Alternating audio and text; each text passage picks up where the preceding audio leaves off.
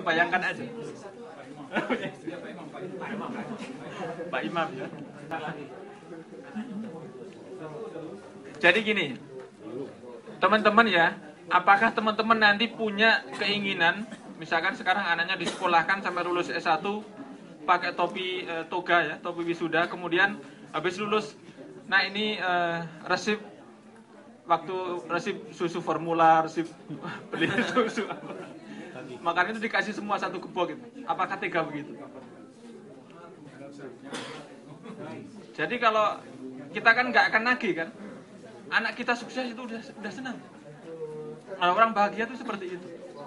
Membuat orang lain sukses itu adalah kebahagiaan kita.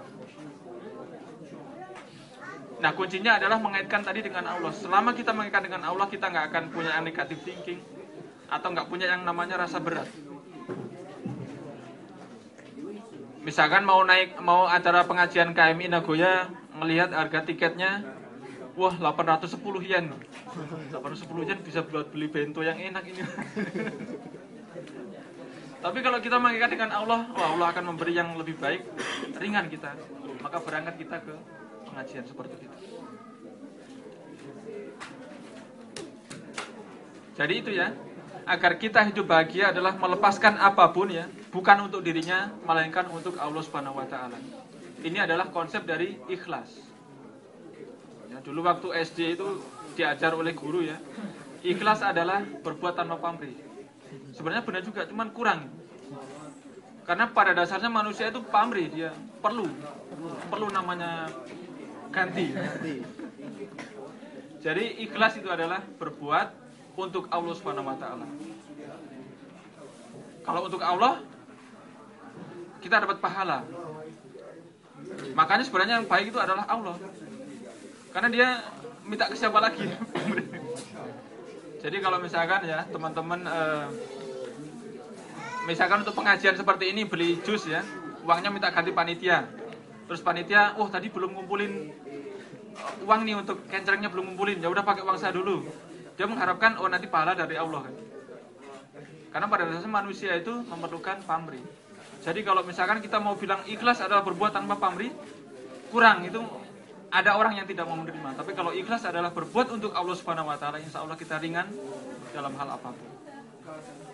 Jadi kunci sukses adalah ikhlas itu tadi. Teman-teman Taiheng di lab ya, Gambate ya, maupun di Kaisa juga begitu. Panas-panas, ngelas panas-panas itu. Katanya kalau musim panas itu ngelas, ada masuk ke kota gitu terus panas sekali, terus ada yang bilang ke saya, Pak saya nggak kuat puasa, boleh nggak saya nggak puasa? Waktu Ramadan kemarin. Ya. Nah, seperti itu adalah Gambate seperti itu. Insya Allah kalau kita niatkan pada Allah Subhanahu wa taala, kita nggak akan menjadi orang yang mengeluh. Karena kunci ketidaksuksesan itu adalah mengeluh. Jadi dengan ikhlas insya Allah kita tidak akan mengeluh. Ya itu, maka hidup kita insya Allah menjadi hidup yang barokah, adalah hidup yang bahagia. Nah kemudian ya, ini termasuk jawaban dari mengapa kita di Jepang tadi ya. Kalau misalkan di Jepang kita pengen dapat uang yen ini ya, maka yang kita ingin dapatkan bukan semata-mata yennya, tapi yang ingin kita dapatkan adalah barokah dari yen itu. Jadi nggak masalah teman-teman di sini bekerja keras pengen dapat yen, nggak masalah. Tapi yang benar adalah pengen dapat barokah dari gaji itu. Terus kemudian di sini Gambate lulus S3, kemudian jadi asisten profesor, jadi profesor. Yang kita harapkan adalah barokah dari jabatan itu. Terus kemudian teman-teman di sini menikah terus punya anak, senang nih punya anak gitu. Karena godaan kalau punya keluarga dan anak itu adalah ada di Quran surat At-Taubah ayat 24. At-Taubah 24 itu ketika anak-anak kamu, keluarga kamu, ya istri-istri kamu lebih kamu cintai daripada berjihad di jalan Allah, maka tunggulah keputusan Allah. Nah, keputusan Allah kita tunggu, apa kira-kira keputusan Allah itu? Karena itu adalah ujian, mereka adalah ujian bagi kita gitu. Jadi kalau misalkan kita punya anak yang baik, anak yang soleh, anak yang cantik, cerdas, ganteng gitu, maka yang kita harapkan adalah barokah dari punya anak seperti itu. Yang kita harapkan seperti itu. Jadi itu adalah ketika kita harus berhadapan dengan materi.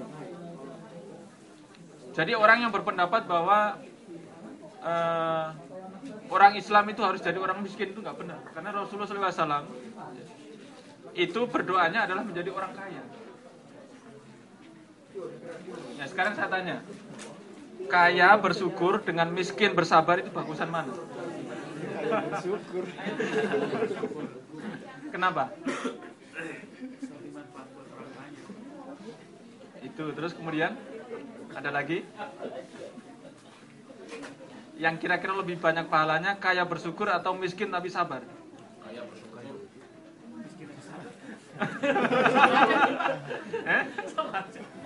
Ada yang berpendapat sama? Saya sih milihnya kayak bersyukur aja. Kaya bersyukur. Milihnya aja. Bisa lebih bagus. Aman, posisi aman. Posisi aman. Ntar diaminin bahaya kan, banyak yang aminin. Jadi menurut para ulama ya, itu kaya bersyukur itu lebih banyak pahalanya daripada miskin tapi sabar. Karena apa? Karena menjadi bersyukur itu susah. Menjadi sabar lebih mudah daripada menjadi bersyukur. Jadi setan sendiri pun ya, setan ketika diusir dari surga, itu dia mengancamnya begitu. Sesungguhnya sedikit sekali orang-orang yang bersyukur. Iblis itu begitu, udah tahu. Jadi menjadi orang bersyukur itu lebih susah daripada menjadi orang sabar.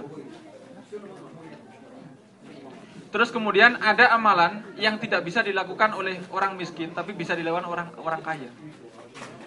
Itu kan yang sahabat yang protes kepada Rasulullah,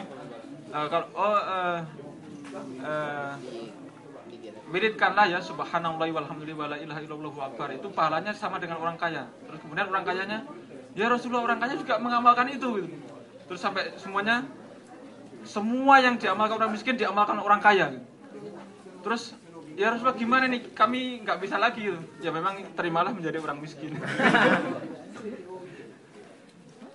Ya jadi sama sekali ya tidak ada dalam Islam itu kita menyuruh menjadi orang miskin. Yang kita harus gambati adalah menjadi orang yang kuat seperti itu. Kuat akidah kita, kuat ilmu kita, kuat uang kita, dana kita gitu. Karena juga susah buat kita untuk berdakwah, terutama ke orang Jepang. Kalau kita menjadi miskin ya, nanti kalau masuk Islam nanti saya jadi miskin kayak kamu. Maka kita harus berprestasi, kita harus kuat. Ya, seperti itu. Nah ini terkait dengan ikhlas ya, terkait dengan ikhlas di dalam hidup ini ya. Ini adalah foto waktu saya ke Mesir naik unta. Waktu saya ke Mesir naik unta karena ikhlas ini terkait dengan cerita tentang unta ya, bahwa manusia itu pelin-pelan. Ada seorang anak yang dikasih tahu bapaknya, "Nak, akan aku ceritakan kepadamu tentang bahwa manusia itu pelin-pelan gitu ya." Jadi pertama dia bawa onta, kemudian dua orang ini berjalan dan sambil ontanya berjalan, orang-orang di desa itu mengatakan, "Wah, bapak dan anak ini apa gila? Punya onta tapi nggak dinaikin." Itu desa pertama udah dikomentarin. Desa kedua, ya udah kita naik dua-duanya. Wah, orang ini apa gila juga? Apa nggak kasihan sama ontanya dua-dua naik unta? Terus di desa ketiga, bapaknya turun, anaknya naik. Dikomentarin juga, wah ini anak nggak tahu diri, bapaknya suruh jalan kaki. Di desa keempat, bapaknya naik, anaknya turun, bapak nggak tahu diri, anaknya suruh jalan. Terus di desa kelima, untanya digotong, dilebih. Jadi kalau teman-teman memperhatikan masyarakat akan pelin-pelan, nggak akan bisa memuaskan semuanya. Makanya salah satu kuncinya adalah ikhlas. Sepanjang kita ikhlas, komentar orang silakan aja.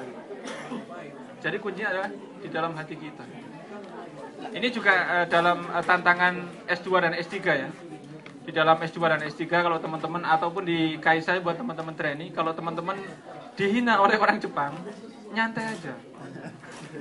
Karena kita niatkan itu semua untuk Allah Subhanahu wa taala, ikhlas. Enggak masalah. Jadi ketua PPI dihina orang enggak masalah. Yang penting kita kerja. Gitu ya. Terus nah, kalau yang agak berikutnya ini agak teknikal ini ya. Ini nanti buat teman-teman trainee silahkan kalau ada pertanyaan. Cuman ini agak fokus ke mahasiswa. Mana?